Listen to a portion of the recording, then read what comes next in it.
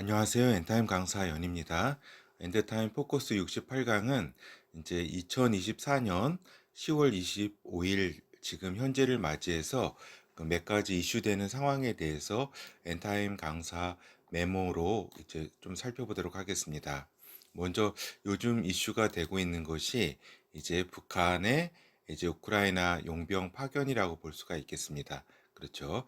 굉장히 이제 우리나라뿐만 아니라 전 세계적으로도 상당한 이슈가 되어서 이제 이러한 이제 여러 이제 이러한 부분들을 이제 그 해설해주는 많은 이제 유튜버 분들도 계시고 또 전문가들이 또 계시죠. 그렇죠.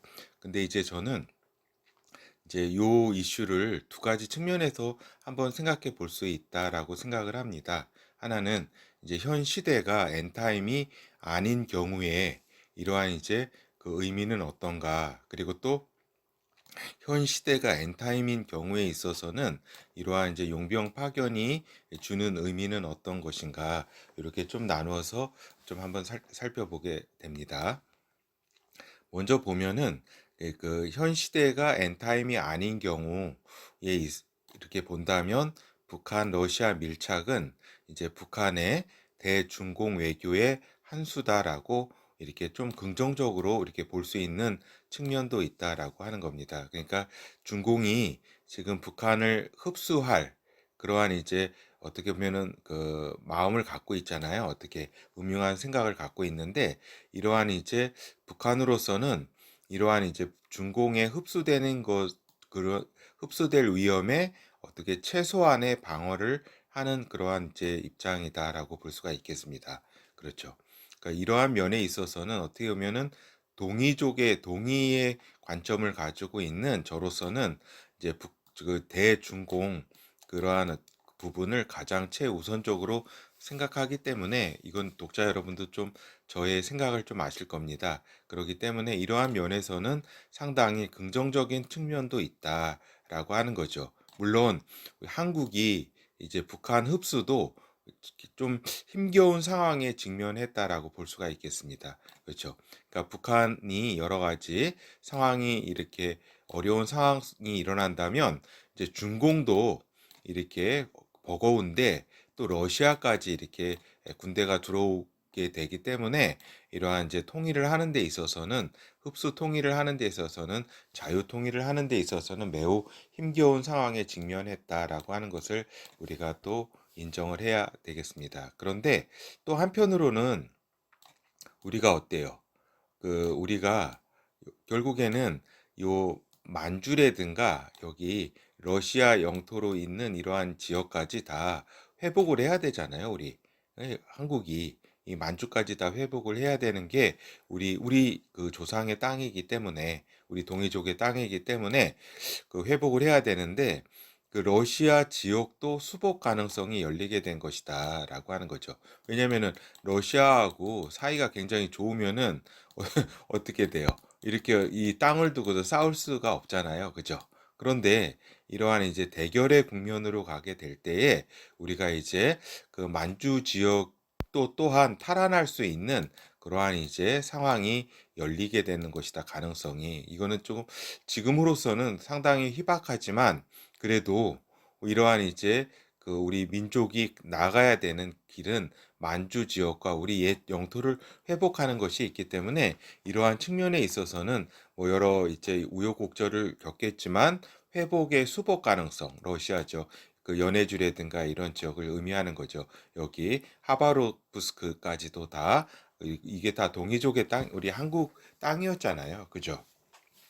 그러니까 이러하다라고 하는 겁니다. 근데 이제 현 시대가 엔타임인 경우에 있어서는 그러면은 이 사건 북한 러시아 밀착을 마냥 긍정적으로만 볼 수 있겠느냐 하는 거죠. 그렇게 본다면 현 시대가 엔타임의 경우로 이렇게 우리가 본다면 이제 어때요? 그러니까 북한 중공의 외교 관계가 이제 소원해진다라고 하는 이러한 분석들 그리고 이제 중공과 러시아가 이제 동북아 이제 그 지역을 두고서 전략 경쟁을 하는 등 여러 분석이 가능하고 또 여러 이렇게 분석하시는 분들도 많이 있잖아요. 그죠? 그런데 결국에는 이런 것들이 어떻게 보면 우리한테는 좋은 측면이 있긴 하지만 결국에는 어떻게 되냐? 엔타임인 경우에 있어서는 그러니까 중공과 러시아, 북한 등이 한 팀이 돼서 미국, 한국, 일본, 대만, 필리핀, 호주 잘못 썼네요. 호주 등이 동북아 전쟁에 돌입하게 된다는 점에서 매우 우려스러운 상황이다라고 볼 수가 있겠습니다. 그렇죠. 그러니까 동북아요 에치스 라인을 중심으로 해서 이제 이쪽 세력과 그러니까 중공과 북한과 그다음에 여기 한국, 일본, 대만, 미국, 호주 등의 이러한 큰 이제 동북아 전쟁의 큰 팀이 이렇게 붙는 상황에서 러시아가 이쪽에 이제 붙었기 때문에 그 세 나라의 어떤 한 팀이 된다. 그렇기 때문에 엔타임의 입장에서 볼 때는 매우 우려스러운 상황이 아닐 수 없다라고 하는 것을 이제 우리가 말씀을 드릴 수밖에 없습니다. 그리고 이제 동남아 지역에 있어서 이제 필리핀까지는 이쪽 편에 서겠지만 이쪽 자유 진영, 서방 진영에 서게 되겠지만 이제 태국이라든가 베트남, 인도네시아 등의 동남아 나라는 어떠한 행보를 하게 될지 아직 확정적인 것은 아니다라고 지금 이러한 상황에 있다라고 하는 겁니다. 근데 이제 얼마 전에 태국이 이제 중공과 이제 군사 이제 그 훈련도 같이 하고 굉장히 이제 중공을 굉장히 이제 따르기 시작했습니다. 그렇기 때문에 태국은 이제 이쪽 편에 이제 요즘 유행하는 이제 크릭스, 그죠? 그 차이나, 그 다음에 그 러시아, 이란, 그 북한, 노스코리아, 이제 크릭스라는 이제 그런 용어를 요즘 쓰는데 이러한 이제 편에 이제 태국이 붙게 될 가능성이 있고 또 베트남은 좀 모르죠. 왜냐면은 그 이런 서방의 어떤 자유 경제, 시장 경제에 많은 혜택을 누리면서도 그렇지만 이제 아직 공산 정권이기 때문에 결국에는 또 중국에 붙게 되지 않을까 이런 생각이 들고 또 한편으로는 그 동진아해 여러 가지 그 해역 분쟁, 그 분쟁에 있어서는 또 중국과 또 이제 전통적으로 또 대결의 입장도 있기 때문에 베트남은 굉장히 좀 판단하기가 어렵습니다. 근데 이제 인도네시아 같은 경우는 결국 이제 그 이쪽 편에 크릭스 편에 서게 될 것으로 이제 생각이 좀 예측이 됩니다. 아직 확정적인 것은 아니죠. 근데 하여튼 러시아가 이러한 이제 한 팀이 돼서 이제 크릭스 여기서 중국, 러시아, 북한, 이란까지를 해서 크릭스라는 이제 용어로 이제 국제 정착을 바라보는 그러한 이제 시각이 매우 이제 그 대두됐다라고 하는 점도 말씀드리고 그리고 또한 이제 이번 우크라이나 이제 용병 파견 그러니까 사실 파병이라고 볼 수는 없습니다. 파병이라기보다는 왜냐하면 파병이 되려면은 어때요? 자기 나라 군복을 입고 자기 나라 무기를 가지고 이렇게 도와주고 막 이러는 거잖아요. 그리고 자랑스럽게 파병을 한다 이런 것을 숨기지도 않고. 그런데 이거는 이제 용병 파견이다. 사업차. 이렇게 이런 상황이기 때문에 파병이라고 볼 수는 없다. 그러니까 김씨조선의 극한 타락상을 볼 수 있다라고 하는 겁니다. 그러니까 지금까지는 이제 노동자를 이제 중공이라든가 러시아에 보내가지고 김정은에게 이제 돈을 이제 김정은에게 90% 이상을 이제 바쳐야 되잖아요. 그죠? 걷어들여 가지고 이렇게 바쳤다라고 하는 거죠. 그런데 이 용병으로 나가지만 다른 우리도 이제 베트남에 어떻게 보면은 좀 그 저기 있잖아요. 파견 나갔잖아요. 그건 이제 파병이죠. 우리나라 군복을 입고 저기 그 싸우고 그랬으니까. 하여튼 그렇지만 돈을 받았잖아요.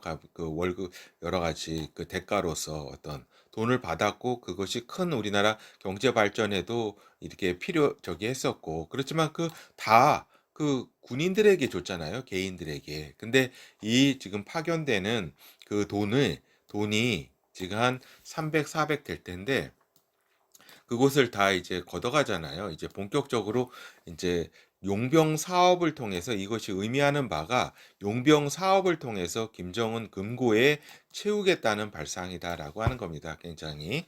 그러니까 그냥 목숨만 이제 바치게 되는 거죠. 근데 이것이 김씨 조선이 요 러시아만 이제 돈을 벌어들이는 것이 아니라 이제 앞으로 이제 여러 이제 중동이라든가 아프리카라든가 그 용병이 필요한 것에 다 파견을 해서 용병 사업을 하겠다는 그 시발점에 이렇게 있다라고 하는 점이 매우 이제 그 국제 정치 안보도 이렇게 흐트러 놓는 매우 위험한 이제 도박을 하고 있는 거죠. 이렇게 이것을 과연 이제 서방 세계가 어떻게 국제사회가 이걸 그냥 둘 것인가 아니면 어떤 조치를 취할 것인가 이러한 의미도 있다 하겠습니다. 하여튼 그러니까 노예화된 현실에서 목숨값도 받지 못하고 죽어야 하는 이제 북한의 이제 젊은이들 있잖아요. 그래서 이게 참 안타깝습니다. 그렇죠. 이거 어때요? 그러니까 이씨조선에 있을 때 5호 담당제, 그죠? 그 김씨조선의 5호 담당제, 5호 작동제, 그죠? 똑같이 굉장히 이게 이제 좀 자료를 찾아보고 그러면은 이게 진나라 때 이제 상황이라고 하는 이제 저기죠. 법과에 속한 사람이 그러니까 감시를 위해서 만든 그러한 제도가 시원이라고 합니다. 근데 이제 이시조선에서 어땠어요? 오 담당제라는 게 뭐예요? 연대 책임이에요, 연대 책임.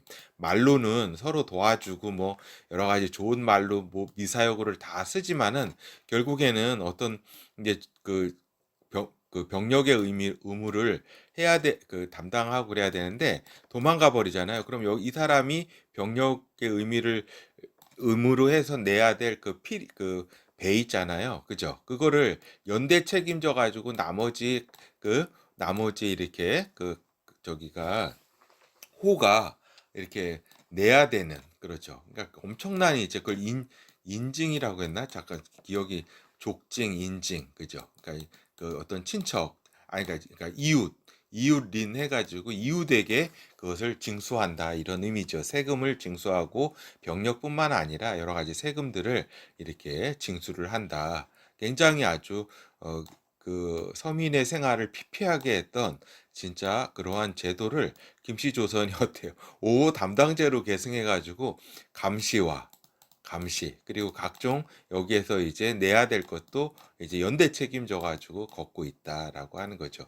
이 정도로 굉장히 극한 타락상 이러한 타락에 이제 그 목숨까지도 이제 용병 사업을 통해서 김정은 금고를 채우겠다.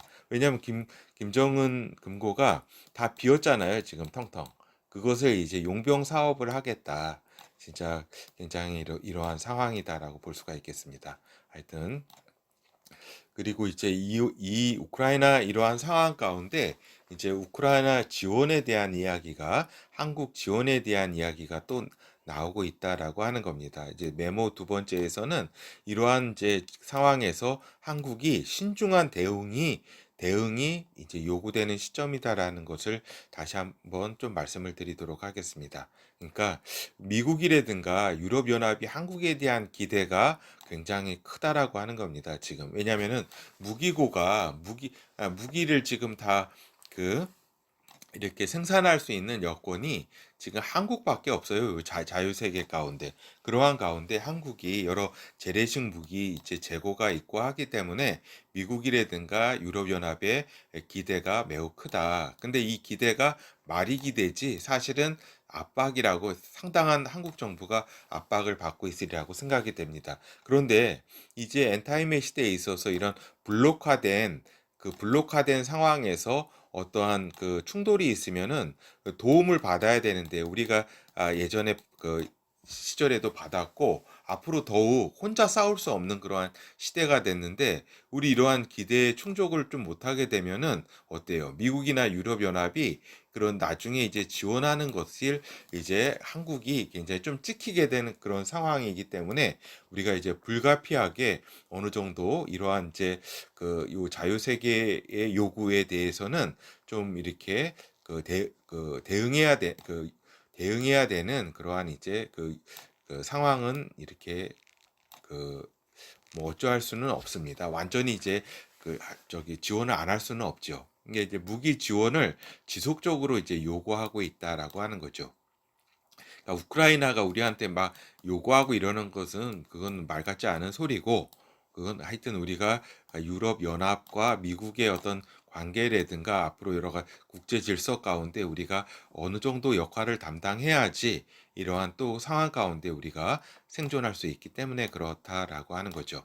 근데 지금까지는 이제 말만의 이제 지원 잔치였어요. 그러니까 자유세계에 무슨 책임을 분담한다, 자유수호를 한다라고 하는 등 말만 이렇게 하는 그런 상황이었고, 실질적으로는 뭐 지원하는 게 이제 비전투 여러 가지 지원품들을 이렇게 지원을 했죠. 근데 이제 우리가 알 거는 어느 정도 지원하는 것에 대해선 불가피한 입장에 놓이게 된 한국이라는 점을 이해를 해야 된다라고 하는 겁니다. 근데 지금 또 이게 문제가 되는 게, 이렇게 북한이 이렇게 우크라이나에 파견을 했고 막 용병 저기 했기 때문에 우리도 이걸 지원해야 된다, 이러한 접근은 옳지 못하다라고 하는 겁니다. 그게 아니라 그런 그러한 방식으로 그럼 여기 북한이 저기 하지 않으면 뭐 우리도 하지 않느냐, 이런 저기 그런 거기 때문에 그렇지 않다. 근데 이제 어느 정도 지원은 또 상황이 이렇게 됐기 때문에 지원은 해야 되는데, 그러나 탄약 정도를, 탄약 재고 남은, 그러니까 105mm가 조금 남아 있다 그래요. 몇백만 발. 그리고 100, 155mm, 그것도 어느 정도 좀 줄 수는 있겠죠. 하여튼 그렇지만은 이러한 탄약 정도를, 그것도 직접 우크라이나에 지원하면 안 되고 미국이나 유럽연합에, 그러니까 나토에 무역 형태로 보내야 된다. 무역 형태로, 그냥 우리는 직접 지원하는 게 아니라 여기에 이렇게 이렇게 무역을 통해서 이렇게 하는 것으로 이렇게 보내야 된다. 물론 그 값은 뭐 반값이라든가 뭐 반의 반값으로 이렇게 아주 낮게, 아주 원가 차원에서만 이렇게 보내도 그건 상관이 없습니다. 하여튼 무역의 형태로 이렇게 미국이나 유럽연합, 그죠? 저번에 그 105mm 어떤 포탄인가 그 어떤 거를 미국에 한 50만 발 이렇게 무역의 형태로 이렇게 보낸 바는 있습니다. 그런 형태로 보내야 되는 거죠. 하여튼 우크라이나의 직접 지원은 한국의 안보를 위태롭게 할 수 있다라고 하는 것을 이렇게 우리가 알아야 된다. 그래서 일부 여러 유튜브를 보면은 막 그 뭐 K2 전차, 뭐 K9, 뭐 박혁, 그런 이제 그런 것들을 막 보내야 된다, 뭐 현무 뭐 보내야 된다라고 하는 여러 이제 그 의견들이 이렇게 있는데, 그거는 이제 우리나라 안보도 그렇고 말이 되지 않는다라고 하는 겁니다. 매우 한국의 안보를 위태롭게 할 수 있다. 그리고 이러한 지금 그 세계 무기 이렇게 생산 그 라인이 다 이제 매우 취약해졌기 때문에 한국에 유사시에 사건이 생기면은 그것을 이제 우리가 돈으로도 사올 수 없는 그러한 상황에 직면하게 된다라고 하는 것도 우리가 잘 염두해서 우리가 최소한도로 이렇게 좀 보내야 되겠죠. 근데 그것도 직접 지원은 한국의 안보를 매우 위태롭게 할 수가 있다라고 하는 거죠. 그리고 좀 굉장히 신중하지 못한 지금의 한국 정부의 여러 이제 처사를 생각해 보지 않을 수가 없습니다. 그러니까 지금 한국 정보기관 저기잖아요. 국정원이 막 앞에 나서서 북한의 우크라이나 용병 파견, 그리고 한국 정부가 막 이렇게 발표를 통해서 막 세계에 이렇게 초점이 되고 있다. 여러 기자회견을 통해서 발표를 통해서 이 사안, 북한의 우크라이나 용병 파안의 사안의 초점을 지금 한국이 지금 받고 있는 상황이다라고 하는 겁니다. 왜 미국이나 유럽연합, 나토가 그 상황을 지금 다 모를까요? 한국보다 더 잘 알고 있습니다. 더 잘 알고 있는데 우리가 이렇게 막 발표했을 때 어때요? 확인해 보지, 미국이 그렇잖아요. 또 나토도 그렇고 우리가 확인해 보지 않았다. 더 확인해 봐야 된다. 왜 그래요? 이거 여기에 대한 이제 지원이라든가 이 전쟁의 차원이 새로운 차원으로 변화되기 때문에 어떻게 전략을 짜야 되고 어떻게 해야 되는지에 대해서 신중하게 접근하는 거잖아요. 그죠? 왜 우리가 한국이 왜 여기에 나서 가지고 조용히 그러한 자료들이 있으면은 그러한 이제 여러 가지 나토라든가 미국의 정보를 제공하고 이렇게 거기에 직접 나서지 않고 수면 아래에서 이렇게 일들을 처리해야 되는데 지금 한국이 이러한 이제 초점을 받고 있다. 이거 매우 우려스러운 상황이 아닐 수 없다라고 하는 겁니다. 미국이 또 나토가 이러한 다 움직임 우리보다 더 잘 알고 있습니다. 그죠? 그 매우 신중하게 접근하는 거를 그러니까 우리가 나서도록 하게 하는 거 거기에 이제 한국이 나서도록 하는 그러한 상황에 어떻게 보면은 그냥 그 뭐라 그럴까 그냥 공명심에 지금 그러니까 한국의 그 안보를 매우 그 위험하게 만드는 상황을 한국 정부가 지금 초래하고 있다라고 볼 수가 있겠습니다. 그리고 이제 현재 40% 이상의 그 원자력 발전 우라늄 원료를 지금 러시아로부터 지금 수입하고 있는 상황이다. 이것도 지금 러시아로부터 끊기게 되면은 상당히 물론 비싼 값을 주고 다른 데서 사올 수도 있지만 전반적으로 세계 우라늄 원료 시장이 지금 그 원자력 발전을 다 이렇게 새로 돌아서게 되면서 매우 비싼 상황에 처했고 이것을 또 구하기도 힘든 상황이 처해 있다. 이런 상황에서 지금 그나마 이제 여러 가지 그 필수적인 그러한 이제 무역이 이루어지고 있는 가운데 굉장히 이런 위험한 우리 그 전력이라든가 이런 저기는 굉장히 안보적인 거기 때문에 이러한 것도 우리가 생각하지 않을 수 없다라고 하는 것입니다.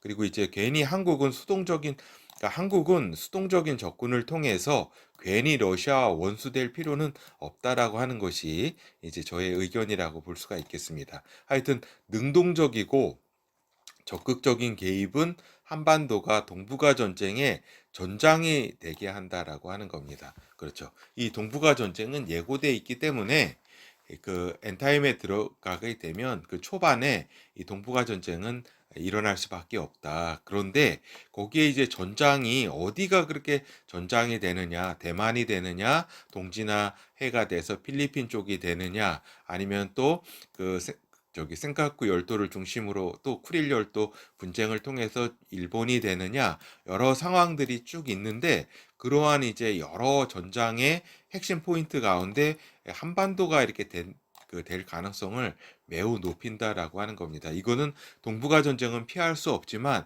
그러한 상황 가운데서도 최소한의 전장이 되어야 우리가 이 전장은 어떻게 해서든지 좀 피해야 된다라고 하는 거죠. 그런데 이제 지금의 설레발치고 있는 한국 정부의 여러 대응을 보면서 매우 우려스러운 그런 생각이 든다는 점을 이렇게 좀 말씀드리지 않을 수 없습니다. 그렇죠. 하여튼 이렇게 우리가 지금 우크라이나 그 북한의 그 용병 파견을 두고서 이러한 진짜 그 같은 민족으로서 굉장히 극심하게 타락한 부분과 그다음에 엔타임의 경우에 있어서는 매우 우려, 우려스러운 상황 그리고 또 엔타임이 아닌 경우는 또 긍정적으로 볼 수 있는 상황도 이렇게 또 우리가 좀 살펴보았습니다. 그리고 또 하나는 이제 그 현 한국사의 가장 큰 영해 전쟁의 포인트는 이제 포괄적 차별금지법 이제 반대 집회, 그러니까 10월 27일이니까 그 이틀 후겠죠. 그 내일 모레인데 이때 이제 이 반대 집회가 영해 전쟁의 가장 큰 포인트라고 볼 수가 있겠습니다. 한국 사회에 있어서 이것이 다른 여러 사안들도 있지만 이 부분이 매우 중요하다라고 생각이 듭니다.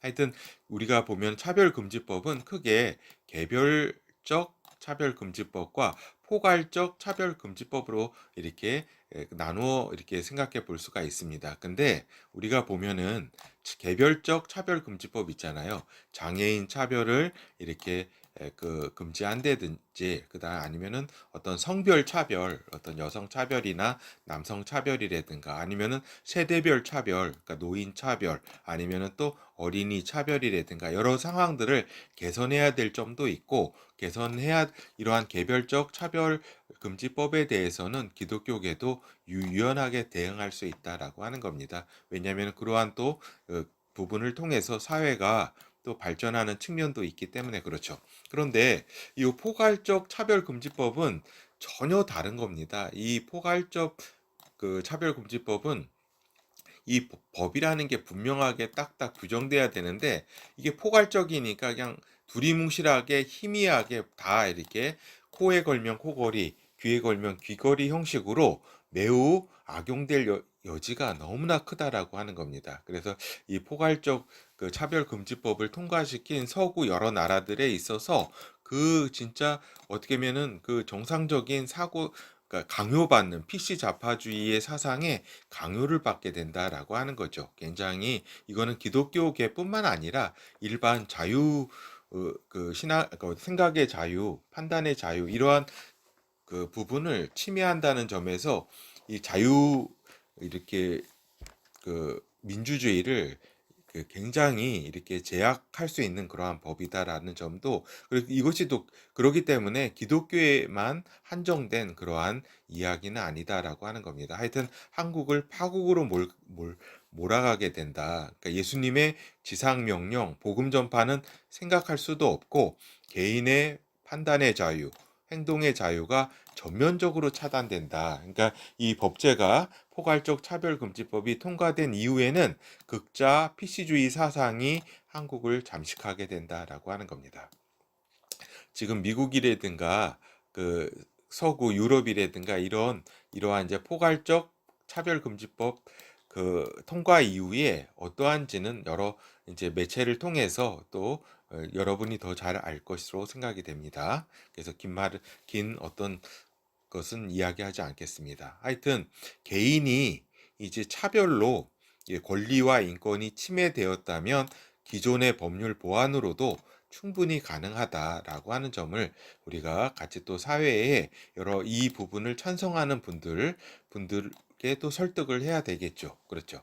그래서 우리가 그 막가파식으로 이걸 막 반대하고 이러는 것이 아니라 이러한 이제 충분히 설득하고 이렇게 이것이 이제 여러 가지 폐해에 완전히 개인의 판단이 일방적인 이제 강요로 이어진다라고 하는 거죠. 내가 싫어할 자유도 있고 막 그거를 막 저기 하지는 않지만 의견을 표명할 자유도 있고 한데 어떤 걸 전면적으로 완전히 그 사상을 이렇게 그 봉쇄시킨다라고 하는 점에서 매우 자유민주주의를 위협하는 것이다라고 볼 수가 있겠습니다. 그리고 또 보면은 이 집회를 두고서 여러 이제 그 기독교 내에서 여러 의견들이 있다라고 하는 것을 유튜브를 통해서 보면 알 수가 있습니다. 물론 여러 이제 나름대로 논리적 타당성이 있습니다. 한 측면은 다 이제 이 그 포괄적 차별금지법에 반대한다면 다 이렇게 제한을 두지 말고 이렇게 모여서 모일 수 있다. 이러한 이제 그 크게 보면 이러한 이제 생각을 가지신 분들도 있고 또 한편으로는 우리가 에스라가 이렇게 하나님 앞에 통회했듯이 그 많은 수가 모이는 것이 아니라 하나님 앞에 이렇게 그 굉장히 순혈적으로 나아가자 이렇게, 그래서 여러 가지 저기 한 불순한 어떤 그런 세력들은 막고서 이렇게 그 저기 하자 이렇게 하는 그러한 이제 그 의견을 가지신 분들도 있고 나름대로 다 이제 논리적 타당성이 있고 여러 가지 뭐 신앙적으로도 여러 가지 입장에 이렇게 있을 수 있다라는 점도 이렇게 생각이 듭니다. 그런데 이제 저 엔타임 강사는 어떤 생각을 하냐면 이 집회를 기독교만의 집회로 생각하면 안 된다라고 하는 겁니다. 그렇지 않고 그러니까 사회 집회 차원에서 접근해야 됨을 말씀을 한다고 생각이 드는 거죠. 그래서 이제 포괄적 차별금지법에 반대한다면 뭐 이제 기독교 내의 여러 분파는 물론이고 다른 종교인조차도 참석하는 것을 막으면 안 된다라고 하는 것이 제 생각입니다. 그러니까 철저하게 사회 집회 차원에서 어떠한 이러한 규모적 그 사회 가운데 보여주는 것도 매우 중요하고 그렇죠.